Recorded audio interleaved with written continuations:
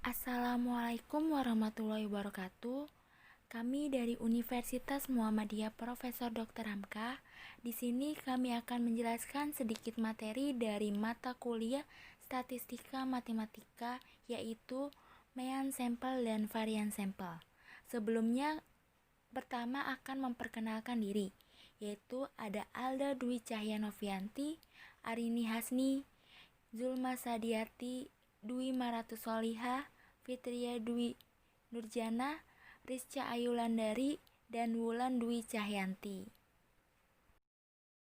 Kita mulai dari materi pertama, yaitu tentang mean sampel atau yang disebut dengan distribusi sampling rata-rata. Adalah kumpulan dari bilangan-bilangan yang masing-masing merupakan rata-rata dari sampelnya. Misalkan kita mempunyai populasi berupa bilangan yaitu 2, 3, 6, 8, dan 11. Populasi ini berukuran berhingga, yaitu dengan jumlah populasinya 5 atau N sama dengan 5. Misal, ambil sampel acak yaitu 2 tanpa pengembalian, maka kombinasi sampel yang berlainan adalah sebanyak kombinasi 2 dari 5 sama dengan 5 faktorial dibagi 2 faktorial dikali 3 faktorial sama dengan hasilnya 10. Maka ke-10 jenis sampel tersebut dan ratanya adalah sebagai berikut.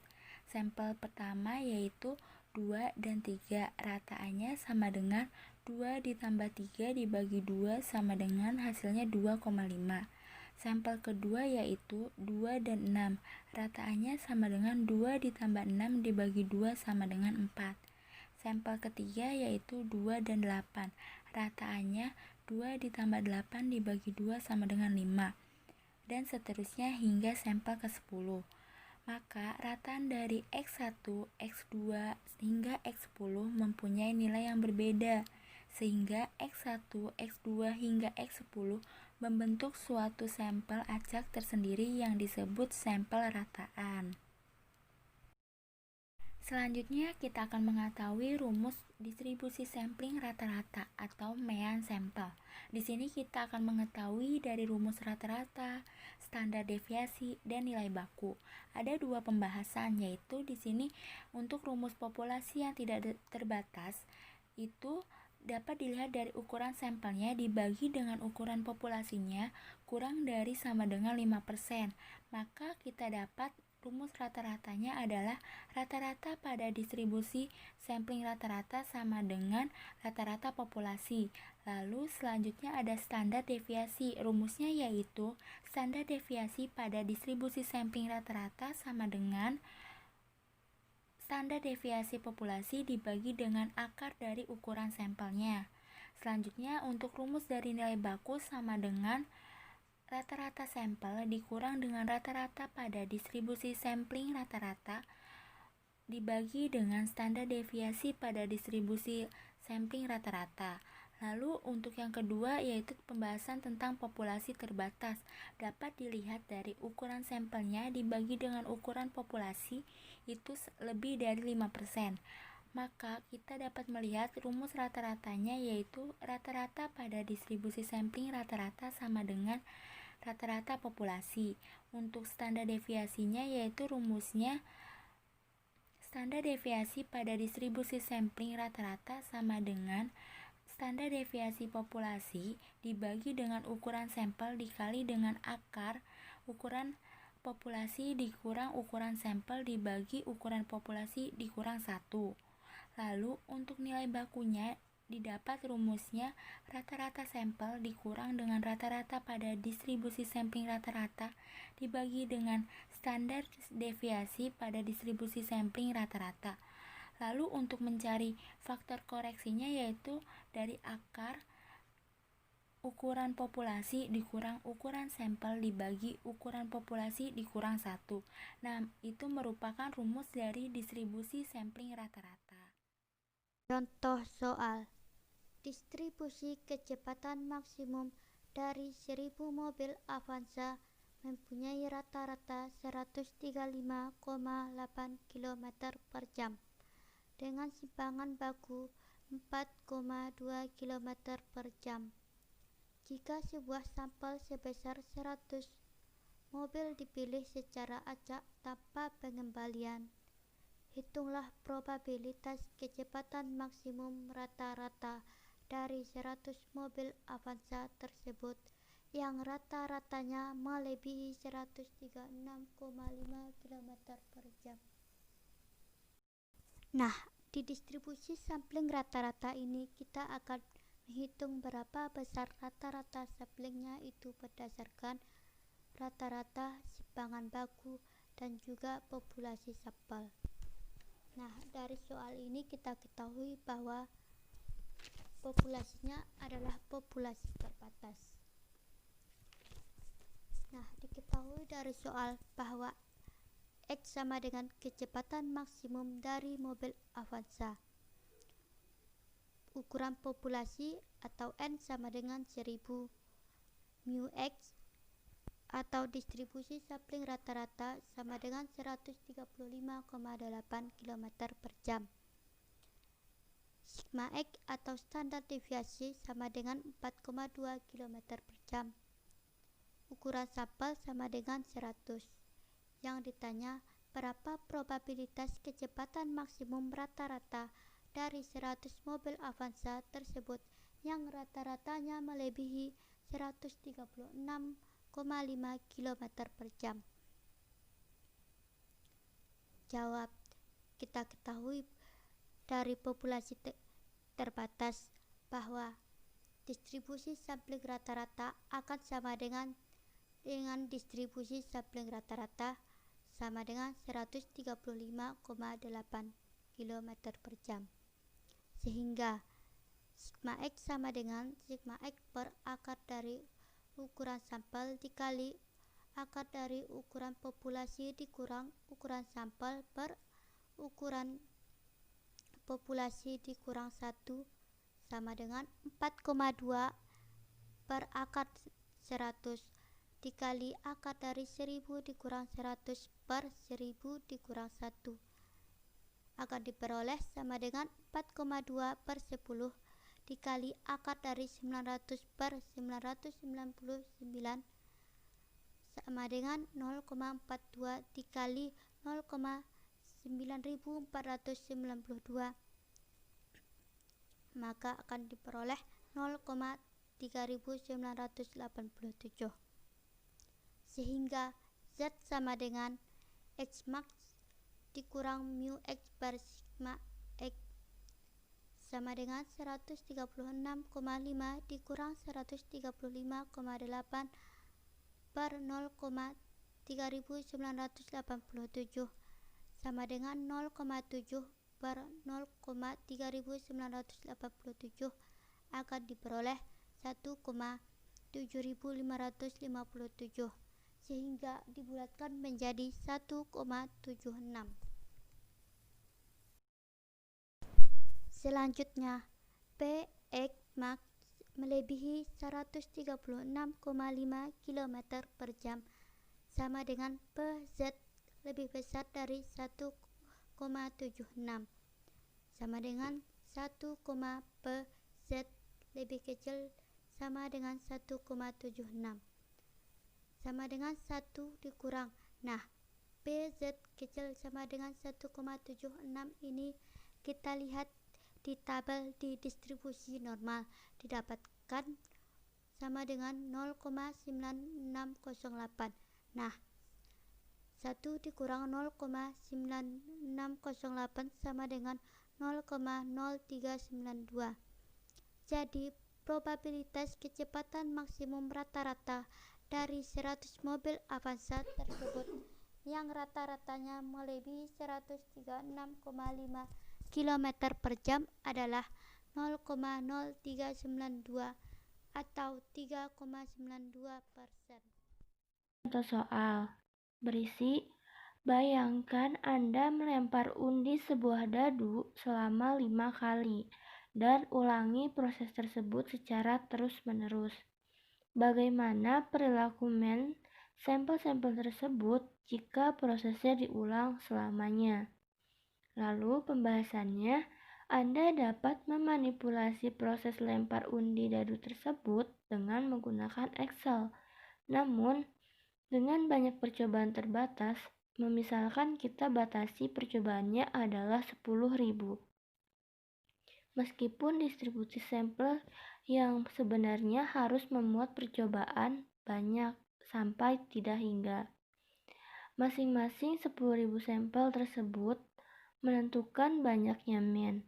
Kemudian, dari kesemua min sampel tersebut, kita menentukan min, simpangan baku, dan variansinya, serta menggambarkan histogram distribusi untuk memperolehnya dengan gambar tersebut.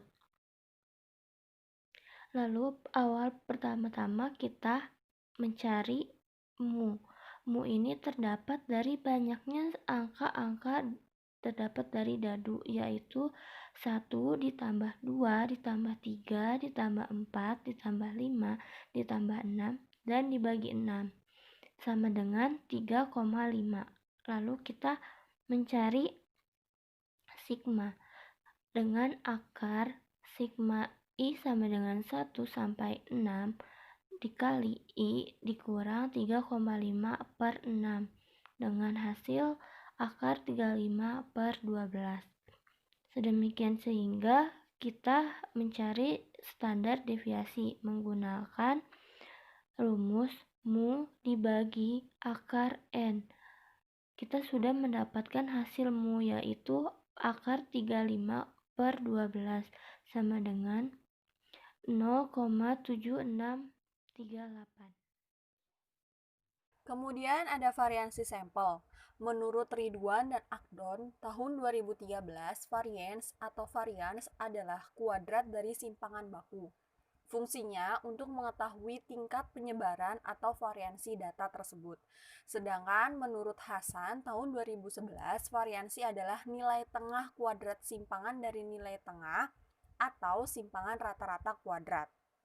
Untuk sampel, variansinya disimbolkan dengan S kuadrat.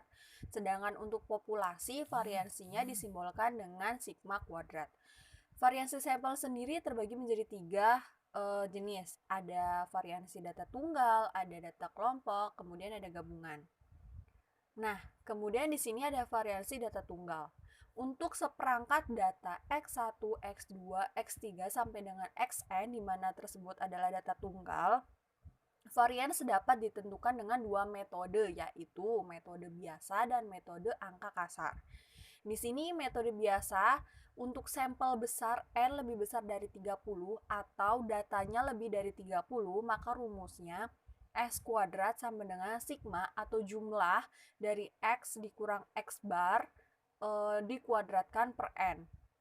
Untuk sampel kecil di mana N kurang dari 30 atau datanya kurang dari 30, maka rumusnya S kuadrat sama dengan sigma atau jumlah dari X dikurang X bar dikuadratkan per N kurang 1. Kemudian di sini ada metode angka kasar. Untuk sampel besar N lebih besar dari 30, maka rumusnya adalah S kuadrat sama dengan sigma atau jumlah X kuadrat per N dikurang sigma X atau jumlah dari X per N dikuadratkan. Sedangkan untuk sampel kecilnya N kurang dari 30, rumusnya adalah S kuadrat sama dengan sigma atau jumlah dari X kuadrat per N kurang 1 dikurang sigma X dikuadratkan atau jumlah X dikuadratkan per N dalam kurung N kurang 1. Di sini ada contoh soal. Tentukan varians dari data 2, 3, 6, 8, 11. Maka penyelesaiannya untuk mendapatkan nilai variansnya, kita mencari dulu min atau rata-rata yang disimbolkan dengan X bar, yaitu jumlah dari data tersebut dibagi banyaknya data tersebut ada berapa. Nah, maka data tersebut dijumlahkan, yaitu ada 2 tambah 3 tambah 6 tambah 8 tambah 11 dibagi 5 banyaknya data. Maka hasilnya 6. Jika dimasukkan ke dalam tabel, di mana X itu datanya bernilai 2, 3, 6, 8, 11 dan paling bawah adalah jumlah dari data tersebut sebanyak 30. Kemudian sebelahnya ada X dikurang X bar di mana 2 dikurang tadi rata-ratanya adalah 6, maka hasilnya min 4. Itu hasilnya sampai dengan data 11. Sebelahnya ada X dikurang X bar dikuadratkan, maka hasil perhitungan yang sebelumnya negatif 4 dikuadratkan hasilnya 16, dan itu berlanjut dihitung sampai dengan data ke-11. Dan sebelahnya ada X kuadrat adalah data di mana yang paling awal yaitu 2, 3, 6, 8, 11 dikuadratkan. Nah, di sini ada dua cara, yaitu tadi menggunakan metode biasa dan metode angka kasar. Yang di sebelah kiri, di mana ada X kuadrat sama dengan sigma X dikurang X bar dikuadratkan per N kurang 1, itu adalah metode biasa. Dan nilai variansinya adalah 13,5. Sedangkan yang sebelahnya adalah metode angka kasar, di mana rumusnya adalah S kuadrat sama dengan sigma X kuadrat per N kurang 1 dikurang sigma X dikuadratkan per N dalam kurung N kurang 1 dan mendapat nilai varians 13,5. Jadi, metode biasa dan metode angka kasar itu dalam perhitungan suatu data mendapatkan nilai yang sama. Selanjutnya yaitu variansi data berkelompok. Dalam variansi data berkelompok terbagi menjadi 3 metode. Yang pertama yaitu metode biasa, yang kedua metode angka besar, dan yang terakhir yaitu metode coding.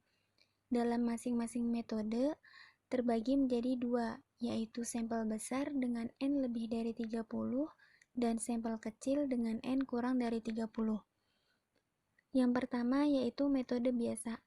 Untuk sampel besar dengan N lebih dari 30 menggunakan rumus S kuadrat sama dengan sigma F dikali X min X bar kuadrat dibagi N. Untuk sampel kecil dengan N kurang dari 30 menggunakan rumus S kuadrat sama dengan sigma F dikali X min X bar kuadrat dibagi N min 1. Pada metode angka besar, untuk sampel besar dengan N lebih dari 30 menggunakan rumus X kuadrat sama dengan sigma Fx kuadrat dibagi N dikurang sigma Fx dibagi N dikuadratkan. Dan untuk sampel kecil dengan N kurang dari 30 menggunakan rumus S kuadrat sama dengan sigma Fx kuadrat dibagi N min 1 dikurang sigma Fx dikuadratkan dibagi N dikali N min 1. Dan metode coding untuk sampel besar dengan N lebih dari 30 menggunakan rumus S kuadrat sama dengan C kuadrat dikali sigma FU kuadrat dibagi N dikurang sigma FU dibagi N dikuadratkan. Dan untuk sampel kecil dengan N kurang dari 30 menggunakan rumus S kuadrat sama dengan C kuadrat dikali sigma FU kuadrat dibagi N min 1 dikurang sigma FU dikuadratkan dibagi N dikali N min 1. Dengan C di sini yaitu panjang interval kelas. Dan U kita bisa peroleh dari D dibagi C, atau kita bisa peroleh dari X dikurang M per C. M itu yaitu rata-rata hitung sementara. Kemudian contoh soal. Tentukan varian dari distribusi frekuensi berikut. Diketahui terdapat 6 data dengan jumlah data yaitu 40. Untuk menyelesaikan soal berikut, kita dapat menggunakan dengan 3 metode. Yang pertama di sini adalah dengan metode biasa. Dalam metode biasa ini diperlukan 7 tabel. Yang pertama itu adalah diameter, ini sudah terdapat di dalam soal. Kemudian yang kedua ini adalah X, di mana X ini merupakan nilai tengah. Nilai tengah ini didapat dengan menghitung interval pada data. Di sini diberikan bahwa data itu adalah 65 sampai dengan 67. Maka dapat dihitung 65, 66, dan 67. Perlu diingat bahwa 65 itu diikutsertakan di dalam perhitungan, sehingga antara interval 65 sampai dengan 67 memiliki 3 data dan nilai tengahnya yaitu adalah di data yang kedua yaitu 66. Kemudian ada frekuensi. Tabel frekuensi ini adalah jumlah dari data yang diketahui pada soal, kemudian ada XI dikalikan dengan FI, ini didapat dengan mengalihkan X dengan F yaitu 66 dikali 2, maka didapat 132. Selanjutnya ada tabel X dikurang dengan X bar. X bar sendiri itu adalah rata-rata. Nah, untuk mencari rata-rata dapat kita lihat di bawah sini bahwa X bar sama dengan jumlah dari XI FI per jumlah dari FI.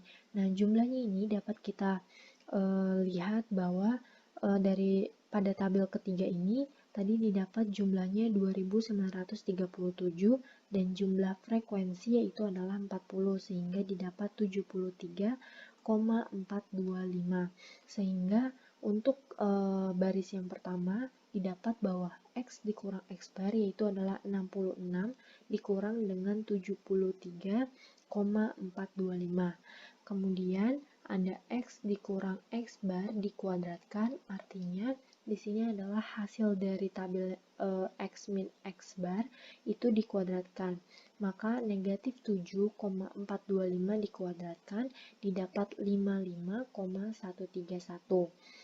Dan tabel yang terakhir itu adalah frekuensi dikalikan dengan X min X bar dikuadratkan, maka di sini didapat F-nya itu adalah 2 dikalikan dengan 55,131, maka didapat 110,262.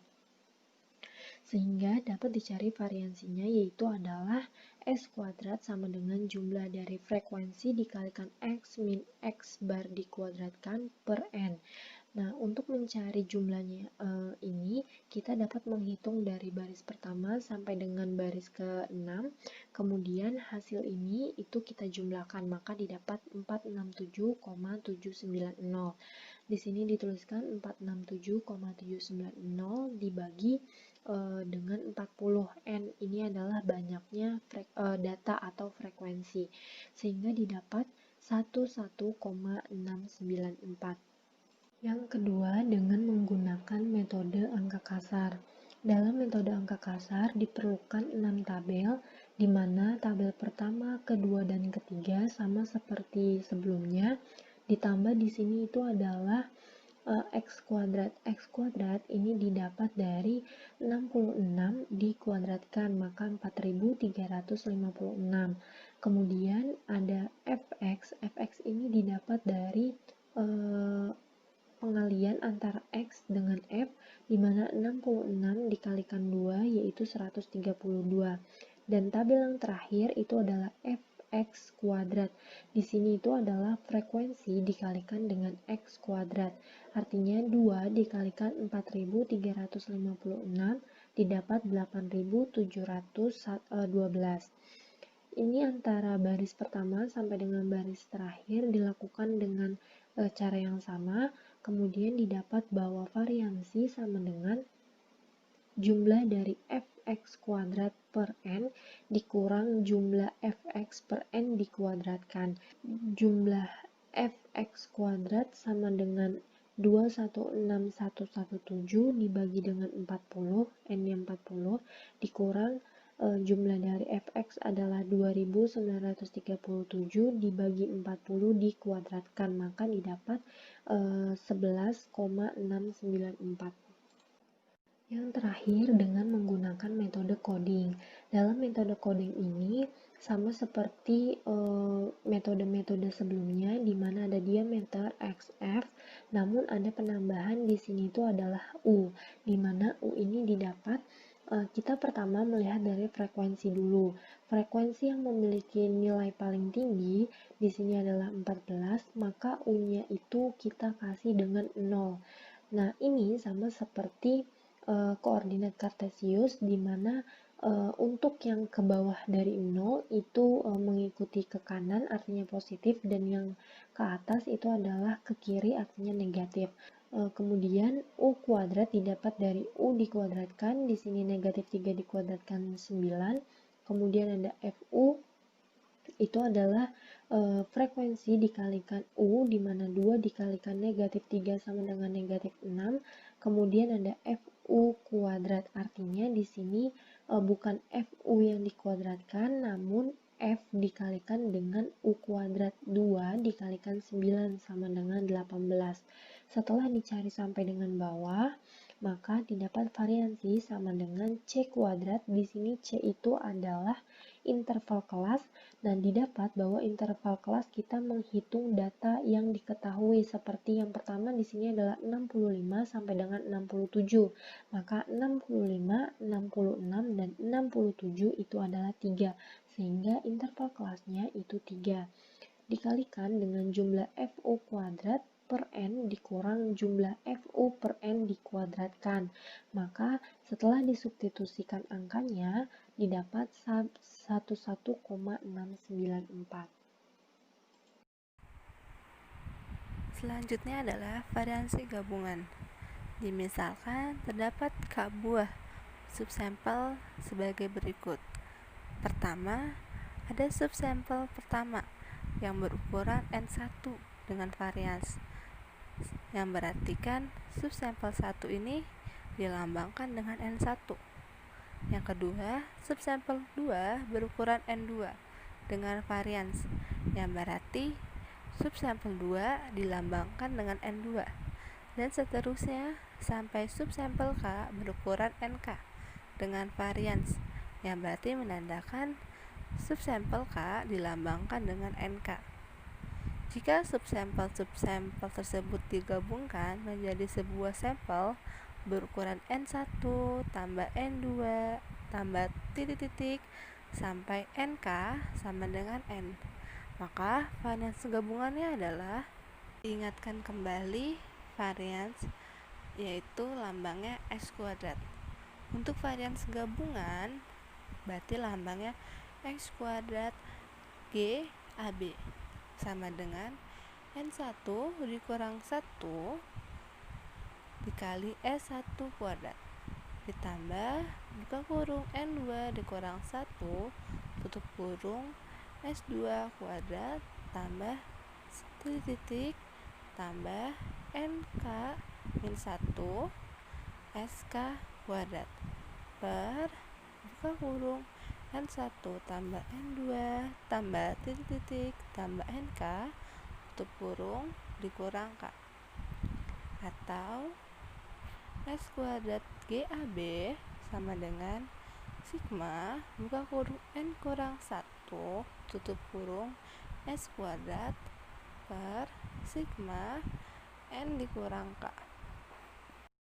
Contoh soal. Pengamatan terdapat 20 objek mendapatkan S sama dengan 4. Pengamatan terhadap 30 objek mendapatkan S sama dengan 5. Berapakah varians gabungannya?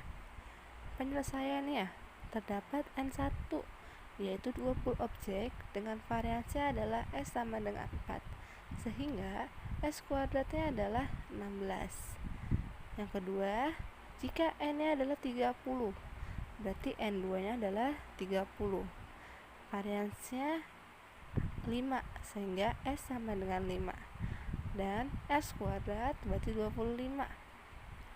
Karena K-nya ada 2, dapat kita katakan N1 tambah N2, maka rumusnya S2 S pangkat 2 GAB sama dengan buka kurung 20 dikurang 1 tutup kurung dikali 16 ditambah buka kurung 30 dikurang 1 tutup kurung dikali 25 per buka kurung 20 tambah 30 tutup kurung dikurang 2, sehingga didapat S gabungan adalah 21,4, sehingga varians gabungannya adalah 21,44. Sekian pembahasan dari materi mean sampel dan varian sampel. Mohon maaf bila banyak kesalahan. Wassalamualaikum warahmatullahi wabarakatuh.